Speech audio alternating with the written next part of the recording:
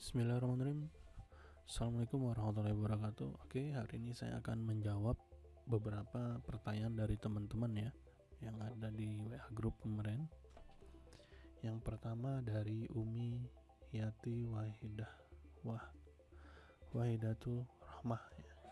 Nah, jadi pertanyaan di sini adalah bagaimana cara untuk menyemangati diri sendiri untuk berani berwirausaha seperti berani mengambil risiko ketika tidak ada yang membeli dagangan kita. Nah, ini kalau saya pribadi untuk menyemangati diri saya biasanya kita mungkin ada teman ya gitu ya, teman yang memang juga hobi berwirausaha, jadi bisa menyemangati kita lah. Kemudian misalnya kalau gimana ya, kalian memang harus menanamkan pada diri kalian sih ya, kita beroptimis dulu gitu loh. Kan nggak mungkin kalau dagangan kita nggak ada yang beli sama sekali gitu.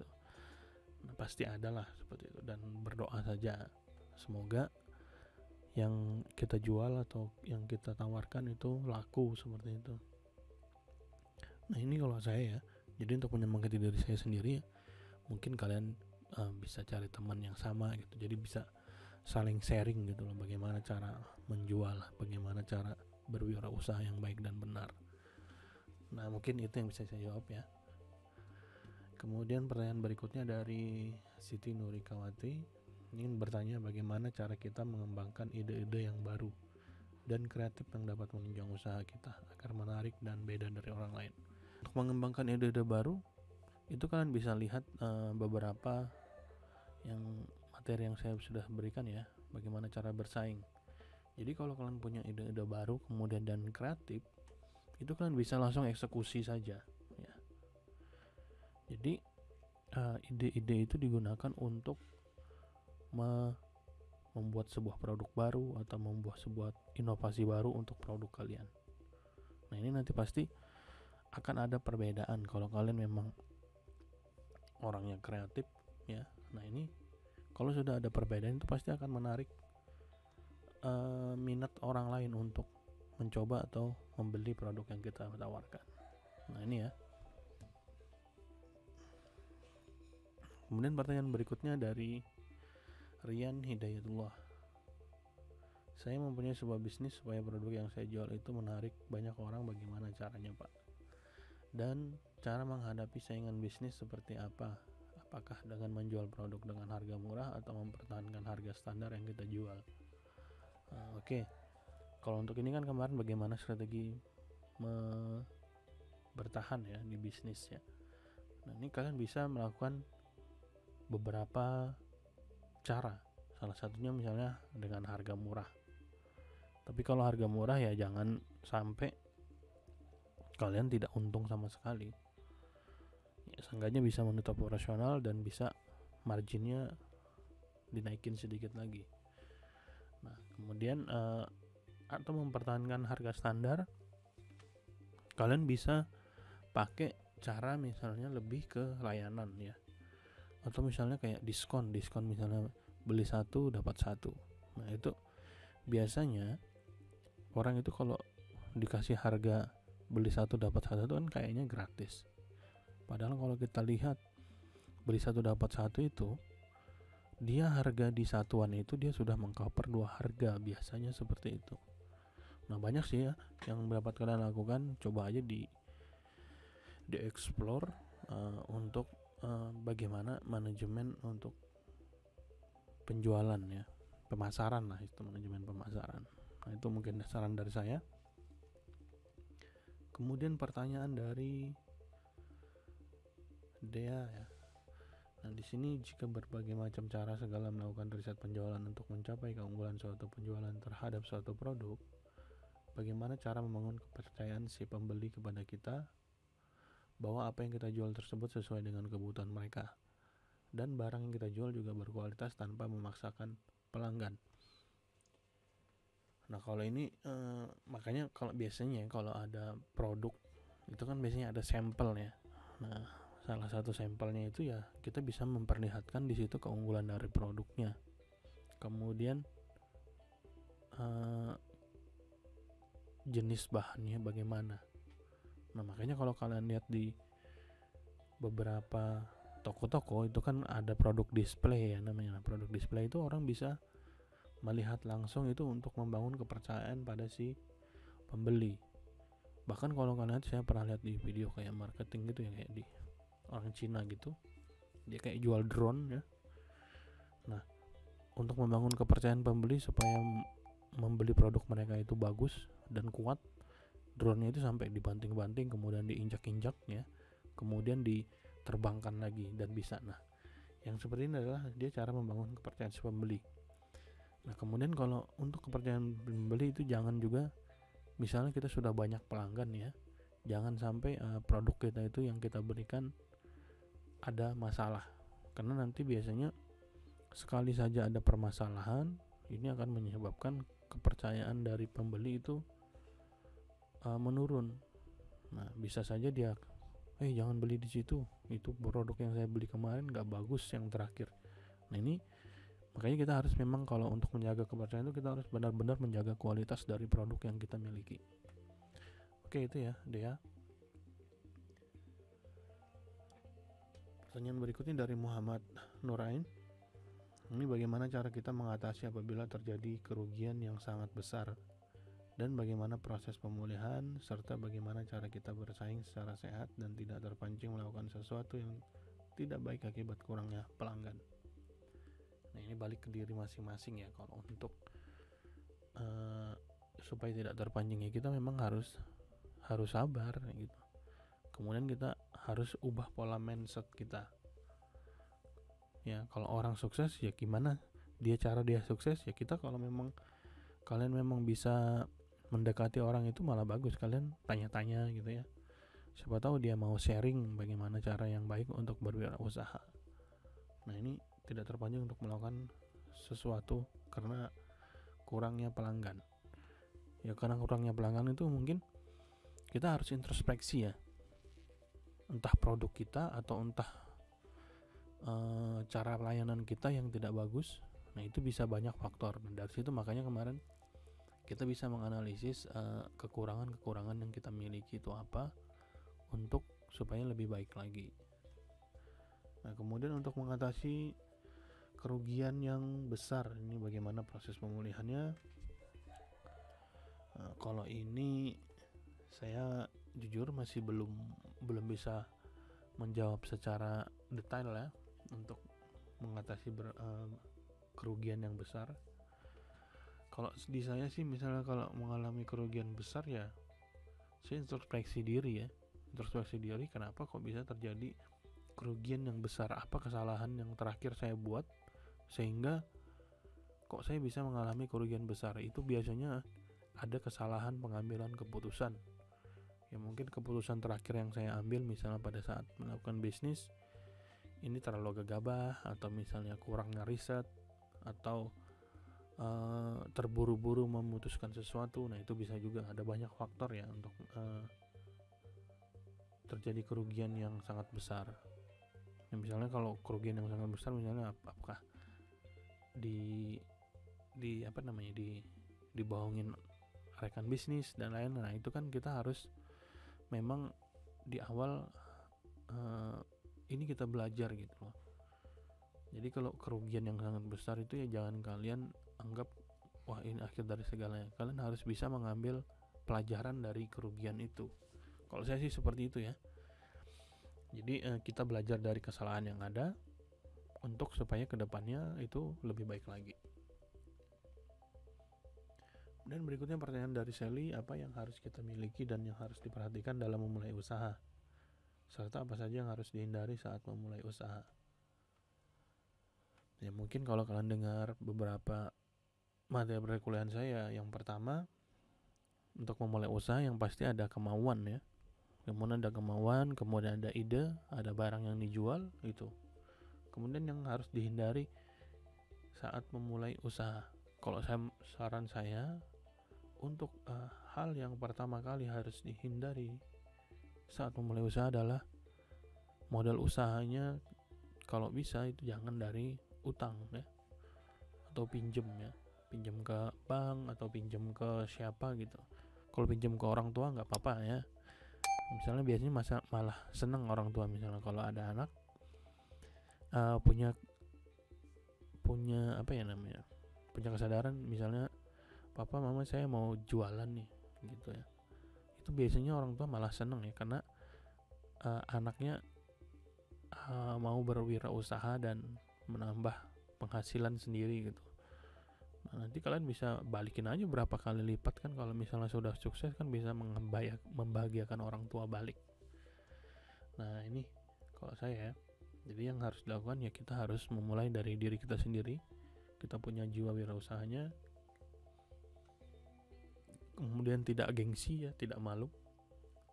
Karena memang kalau untuk dalam berwirausaha ini kita harus tidak menyingkirkan yang namanya gengsi ya. Karena kan biasanya ada orang itu kalau jualan itu karena rasa malu atau apa gitu ya. Nah ini harus dibuang jauh-jauh. Nah, kemudian yang harus dihindari itu tadi, kalau saya lebih menyarankan untuk menghindari modal yang berasal dari utang bank dan lain-lain, karena kita nggak tahu ya bisnis kita itu akan berjalan baik atau tidak.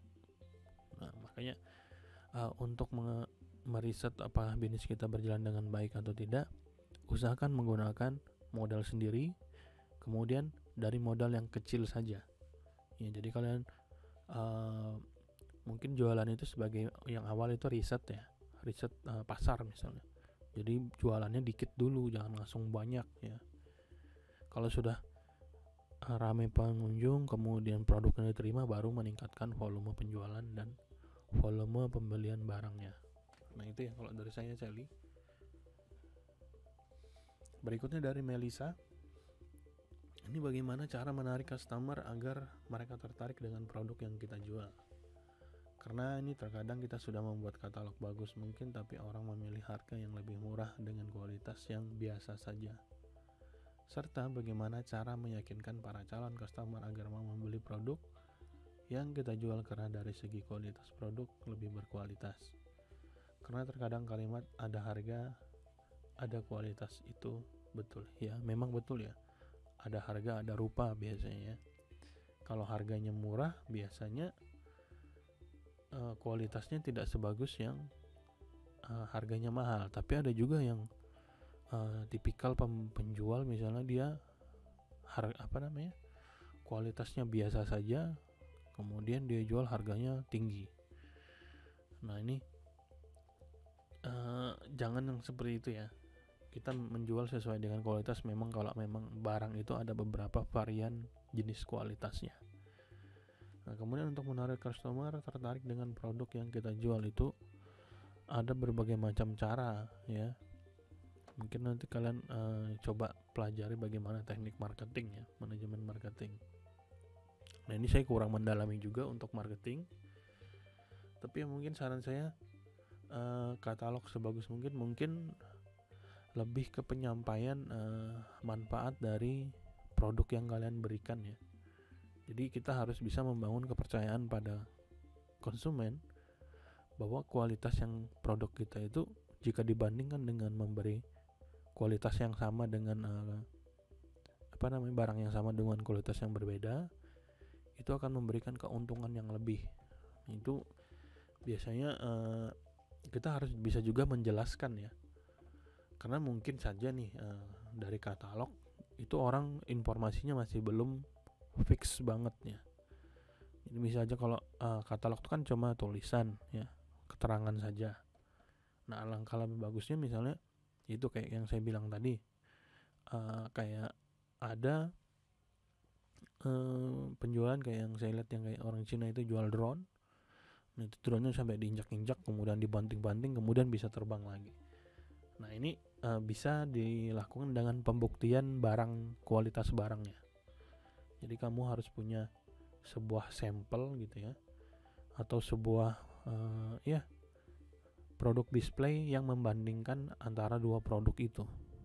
Jadi orang itu bisa melihat secara langsung, oh produk yang ini lebih bagus daripada ini, oh produk yang ini kualitasnya kurang baik. Nah itu nanti bisa diterapkan ya.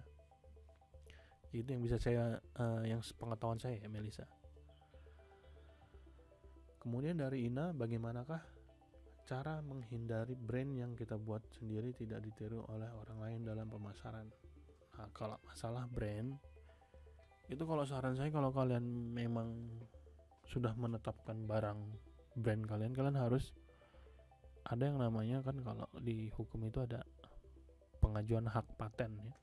Nah, itu kalian bisa lakukan itu. Jadi untuk menghindari orang meniru produk kita, misalnya siapa tahu produk kita sudah besar, kemudian ada yang meniru, itu kita bisa tuntut ya, bisa diselesaikan secara hukum. Nah, karena memang undang-undang ada juga melindungi untuk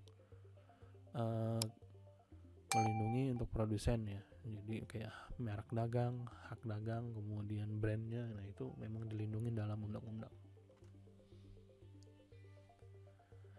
Nah, mungkin itu ya yang bisa saya sampaikan. Kalian harus bisa menyelamatkan nama brand kalian atau mendaftarkan nama brand kalian supaya terdaftar secara hukum, seperti itu. Ini untuk menghindari orang lain meniru ya.